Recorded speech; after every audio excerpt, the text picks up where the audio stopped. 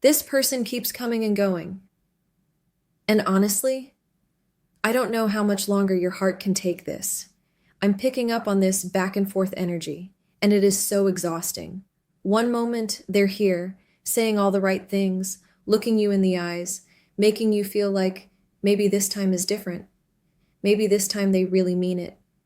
And then, just like that, they're gone again, vanished, silent, not a word, and you're left spinning, replaying the conversations, going over every moment in your head, wondering what you missed, what you did wrong, why they just can't love you the way you love them. But deep down, you know, it's not you.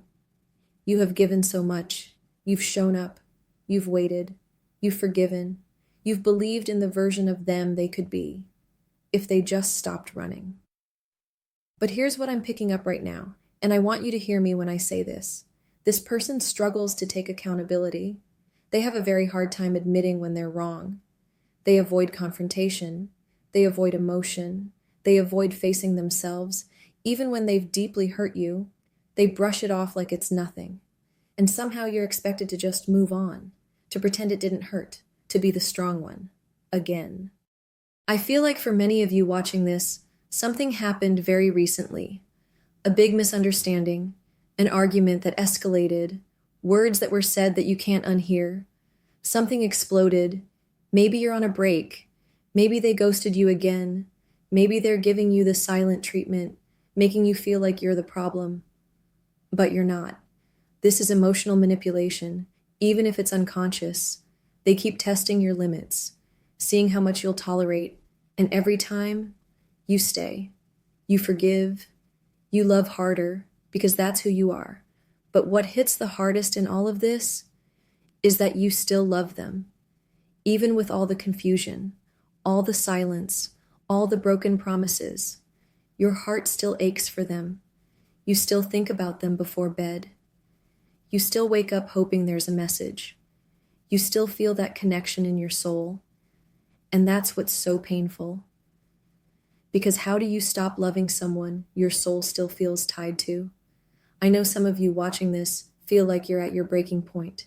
You're tired of crying over someone who never seems to cry over you, tired of hoping they'll change, tired of giving chance after chance to someone who doesn't seem to realize how lucky they are to have you. And I want you to really ask yourself this, because it's not easy. How many times can I break my own heart trying to fix someone else's? How many times can you wipe your own tears, hide your pain from your friends and family, make excuses for their behavior, just to keep holding on to the idea of what could be?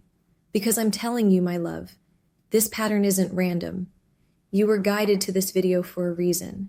You're hearing this now because, deep down, your soul is begging you to wake up, to see your worth, to stop settling for breadcrumbs when you deserve the whole feast. I know what it feels like to want closure, to want answers, to want to understand why someone could claim to love you and still hurt you. And that's what I want to help you uncover. Because I do see something here. I'm picking up that they do think about you. They do feel the pull, but there's a blockage, emotional immaturity, fear, wounds they haven't healed. For some, I'm even getting family issues, like they didn't grow up seeing healthy love modeled to them. So when it starts to feel real, they run. And who gets left picking up the pieces? You. But I want you to know this. You are not crazy. You are not too emotional. You are not asking for too much. You are asking the wrong person. This relationship has put you through emotional whiplash. One day they're hot, the next they're cold. One moment they tell you they can't imagine life without you, and the next, they disappear. No explanation, no accountability, just a trail of confusion behind them. But you keep holding on, because deep down, you still believe in the version of them you first met. The person who made you feel seen.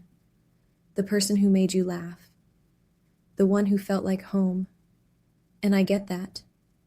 I do. But I'm going to tell you something that might hurt. Sometimes the person you fell in love with isn't who they really are. It's who they pretended to be, or who they were trying to be, but they couldn't keep it up. And now you're in love with a memory, a version of them that may never come back. That doesn't make you weak. It makes you loyal. It makes you compassionate. It makes you human.